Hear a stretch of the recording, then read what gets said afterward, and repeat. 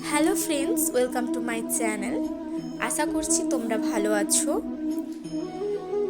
আমি আগের ব্লগে তোমাদের বলেছিলাম যে আমি ভাগবত গীতার প্রথমগুলো যে দেখিয়েছিলাম তোমাদের, আমি বলেছিলাম যে পরের ব্লগে প্রথম অধ্যায়, ভাগবত গীতার প্রথম অধ্যায় তোমাদের পাঠ করে শোনাবো।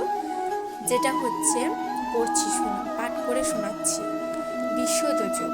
ধৃতরাষ্ট্র উবাচ ধর্মক্ষেত্র কুরুক্ষেত্র সমবেত যদুৎসব মামকা পাণ্ডবাশ্চৈব কিম কুর্বত সঞ্জয়। কি বলছেন এর অনুবাদটা আপনাদের বলছি। ধৃতরাষ্ট্র বললেন, হে সঞ্জয়, ধর্মক্ষেত্র আর কুরুক্ষেত্রে যুদ্ধ করার মানসে সমবেত হয়ে আমার পুত্রেরা এবং পাণ্ডবের পুত্রেরা কি করলো? এখানে সঞ্জয় কে? আমি আপনাদের বলে দিচ্ছি, সঞ্জয় হলেন ব্যাসদেবের শিষ্য। আর সঞ্জয়কে কেন বা তিনি, ধৃতরাষ্ট্র তো অন্ধ, জন্ম থেকেই অন্ধ, কেন বা তিনি ধৃতরাষ্ট্রকে জিজ্ঞাসা করছেন যে সঞ্জয়, তুমি দেখে বলো যে আমার পুত্ররা আর পাণ্ডবের পুত্ররা কি করছে যুদ্ধক্ষেত্রে, মানে ধর্মক্ষেত্র কুরুক্ষেত্রের যুদ্ধে কি করছে, সেটা জিজ্ঞেস করছেন সঞ্জয়। আমি আপনাদের বলছি যে সঞ্জয় কোথা থেকে বরপ্রাপ্ত হয়েছে? ব্যাসদেবের কাছ থেকে। তিনি হলেন ব্যাসদেবের শিষ্য। ভালো শিক্ষা লাভ করার জন্য ব্যাসদেব তাকে দিব্য দৃষ্টি দান করেছিলেন, যে যেখানেও বসে সে পুরো কুরুক্ষেত্রে কি হচ্ছে না হচ্ছে সব দেখতে পারবে। তাই সে ধৃতরাষ্ট্র সঞ্জয়কে জিজ্ঞেস করলো। বিশুদ্ধযোগে প্রথম অধ্যায়ে এটা প্রথম আছে।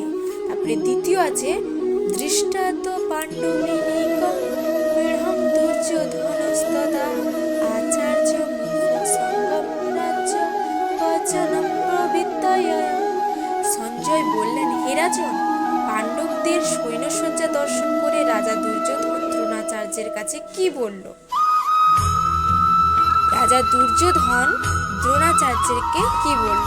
কে বলছেন? সঞ্জয়কে জিজ্ঞেস করছেন ধৃতরাষ্ট্র যে সঞ্জয় পাণ্ডবদের সৈন্য সজ্জা দর্শন করে রাজা দুর্যোধন দ্রোণাচার্যকে কি বলল? পশ্চাৎ পাণ্ডব পুত্রং মহপিচুমুবাড়াং দ্রুপদ পুত্রেণ তব শিষ্য ধীমন্তে।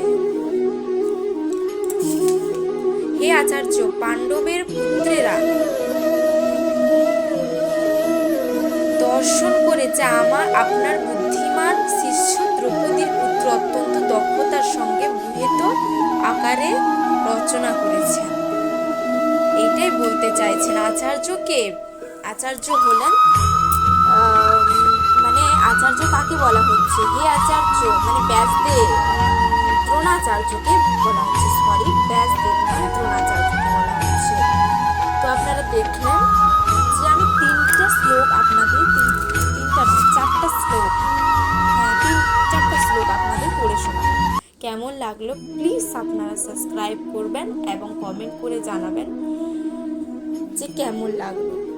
আর আমাদের এই মনুষ্য লোকে, আমাদের এই যে মনুষ্য লোক, এটা হলো মৃত শয্যাশায়ী একটা ভূপৃষ্ঠ, যেখানে পুরুষও আছে নারীও আছে। বর্তমান এই পুরুষ নারীদের ভূ শয্যাশয়ী পাপিষ্ঠ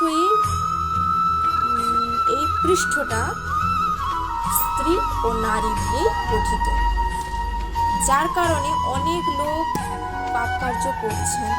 অনেকেই কেউ ভাগবত গীতাকে মানেন না, বা কেউ ভাগবত গীতাকে তুচ্ছ বলে মনে করেন। তাদেরকে আমি বলছি যে আপনারা একবার অন্তর আপনারা ভাগবত গীতা পাঠ করুন, এবং ভাগবত গীতায় যেটা আছে সেটা আপনার কাছে নেই। বাই।